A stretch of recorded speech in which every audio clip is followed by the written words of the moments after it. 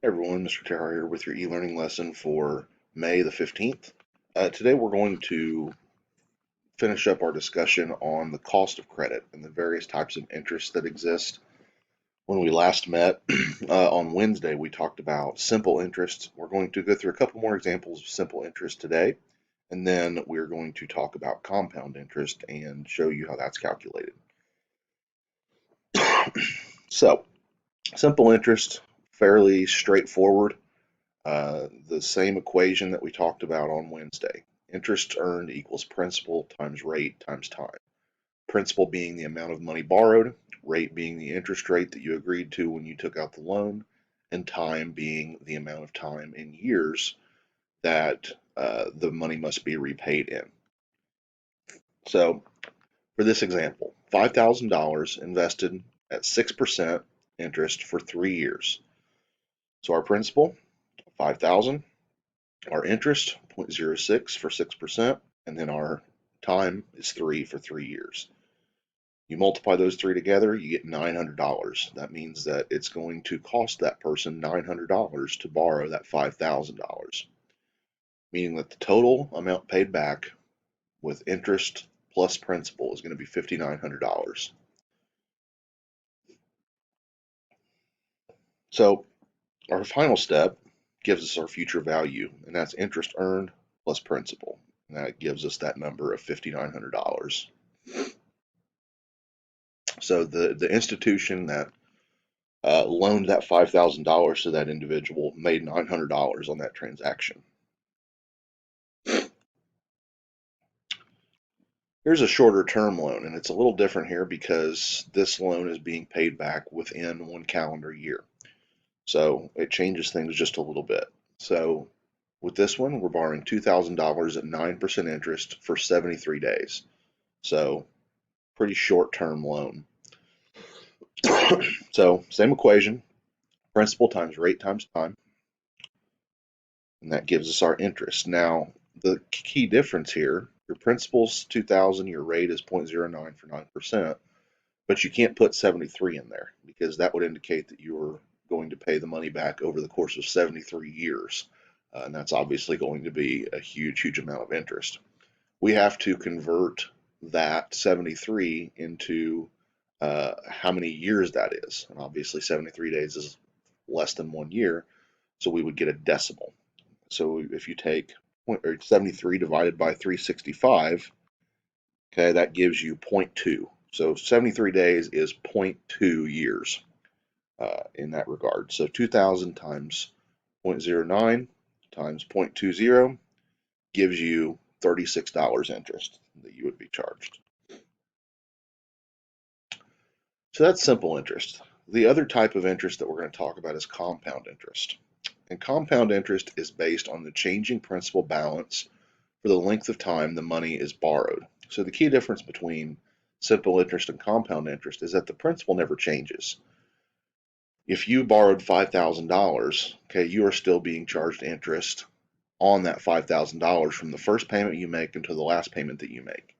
And on that last payment, you might only owe, $100, but you're still being charged interest on the $5,000 principal that you initially borrowed. Compound interest changes that principal. Interest is calculated at different time intervals during the life of the loan and added back to the total loan amount. So interest is calculated several different times throughout the time that you're paying on that loan, and based on the principal level at that time, your interest payment is going to change. So this method will result in higher payments. This method accrues interest on interest, which builds the principal increasing over the time. So basically, your interest is paid more than once during the term. So depending on what type of loan you get, that money can be compounded annually, semi-annually, monthly, or even daily.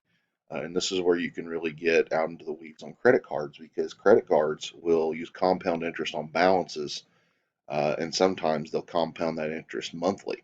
So that can turn a small balance into a very large balance very, very quickly.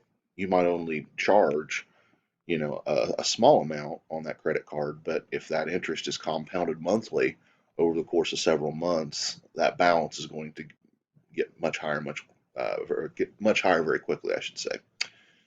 So the formula that we use when we're calculating compound interest is we take future value, okay, and to get the future value, we take the present value times 1 plus the rate times the term. So present value refers to the present uh, principal that you have. Then you take 1 plus whatever interest rate that you have, multiply that times the term, and you multiply all three together. So here's an example. An individual invests $1,000 at 8% compounded annually for 5 years. So this debt is going to be compounded 5 times annually for 5 years. So let's go through and see how we would calculate that. To get the future value, we take 1,000, the amount of money that we borrowed. We take 1 plus 0.08 for the 8% interest, and then we have 5 here for the number of years. Okay, so we've got 1,000, and then we have in parentheses here 1.08. We take 1 plus 0.08, okay, 5 times.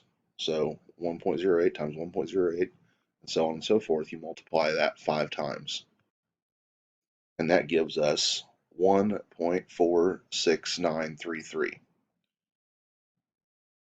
So we take 1,000 times 1.46933. That's what we get when we multiply these 5 1.08s together. And that gives us a final value of $1,469.33.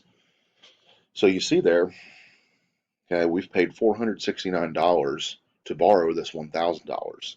So the future value for a compound interest calculated loan is going to be much higher than one calculated with simple interest. The interest earned can be calculated by subtracting the original investment from 1,000. Okay, so if we take 1,000 away from $1,469.33, obviously that's going to leave us with the interest earned at $469.33.